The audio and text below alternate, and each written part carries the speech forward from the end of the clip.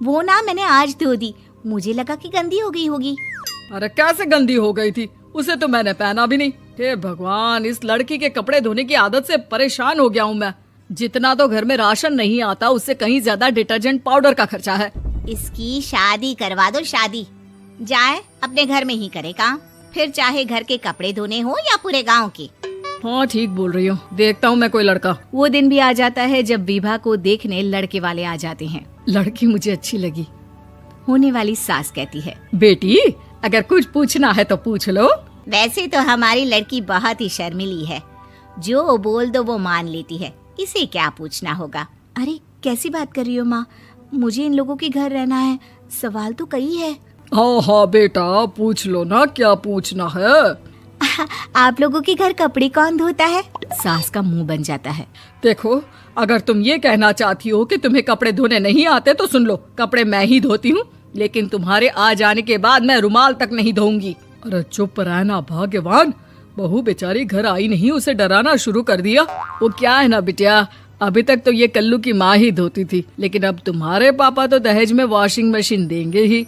तभी विभा की माँ बोल पड़ती है, सवाल भी पूछा तो क्या। वैसे भाई साहब, मशीन की तो फिर भी कपड़े धोने की कैपेसिटी होती है। मतलब जो बिटिया दे रहे हैं ना विभा, इसे कपड़े धोने का बहुत शौक है। ये आप लोगों के क्या, आस पड़ोस गांव मोहल्ले सबके कपड़े धो दे और उफ तक ना करे। बाहर देखा नहीं आपने कितने कपड़े सूख रहे हैं, सब हमारी बिटिया ने ही तो धोए हैं। बस भी करो ना माँ, शर्म आ रही इतनी तारीफ सुनकर। और तो और एक दाग निकाल कर दिखाओ तो मान जाऊं। हाँ अच्छा माफ करना बेटा, मैंने गलत समझा, हमें तो रिश्ता बहुत पसंद है। और ऐसे जुड़ जाता है रिश्ता कपड़े धोने का शौक रखने वाली विभा का। उसकी शादी हो जाती है कोयला फैक्ट्री में काम करने वाले कल्लू के साथ। शादी के बाद अचानक विभा चिल्लाती हुई सास के पास आती है, सासू माँ, अरे सासू माँ कहाँ है आप? ये तो धोखा है, धोखा दिया आप लोगों ने मुझे। इसे ससुर के चक्कर के बारे में पता चल गया।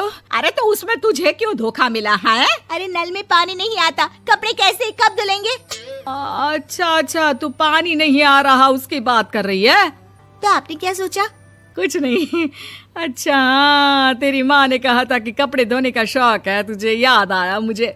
शौक बोलकर कपड़े धोने वाले मेरे जुनून को कम ना आके सासू माँ, कपड़ा धोना मेरा गुरूर है। तभी पति भी वहाँ आ जाता है। अभी मैंने इसे सनी देओल की फिल्म दिखाई है, उसी के डायलॉग मार रही है माँ। अच्छा सुन, साफ साफ बता रही हूँ, पानी सुबह 4 से 6 और शाम को 10 से 12 आता है, समझी? विभा टाइमिंग सुनकर हैरान हो जाती है। ये क्या भूतों का मोहल्ला है? सुबह 4 बजे उठकर कौन कपड़े धोता है? 4 बजे टंकी में पानी जाता है, फिर सारा दिन धोना ना, किसने मना किया? अरे कैसी बात कर रही हैं? 200 लीटर की टंकी में कितने कपड़े धो लूंगी मैं, सुबह ही उठ जाऊंगी मैं। अब क्या था, विभा सुबह 4 से लेकर रात के 12 बजे तक कपड़े ही धोती रहती। एक रोज सास पड़ोस से निकलकर कहीं जा रही होती है कि साथ वाली कहती है, हाँ कल्लू की माँ, जरा ये बताओ कि 2 साड़ी है, 2 ब्लाउज और एक पेटीकोट और एक नाड़े वाला लंबा कच्छा। हाँ तो? अरे तो क्या, कितना लोगी धुलाई ये बताओ। धोबन दिख रहे हैं हम क्या?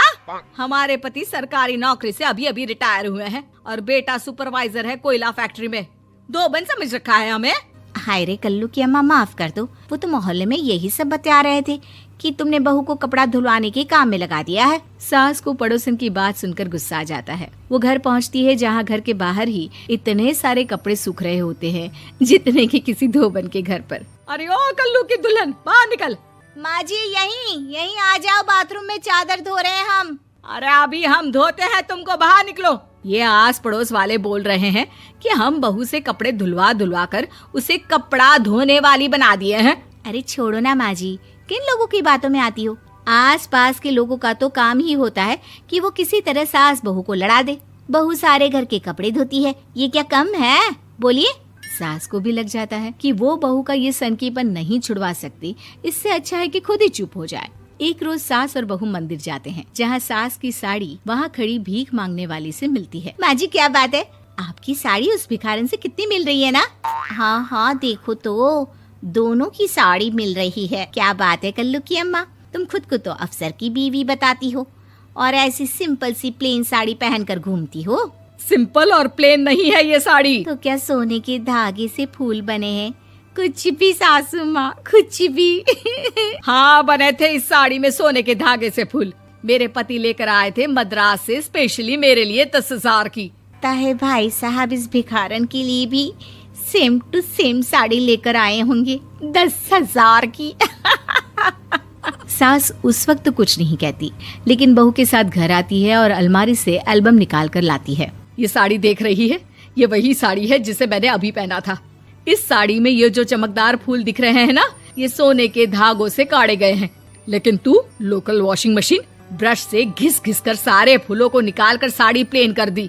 मुझे माफ कर दीजिए सासू माँ। और तो और, जब मैंने तुझे तेरी गलती के लिए कुछ नहीं कहा, लेकिन तूने तो सबके सामने मेरा मजाक ही बना दिया। क्यों? बहू को समझ में आ जाता है कि अब से उसका कपड़े धोना बंद।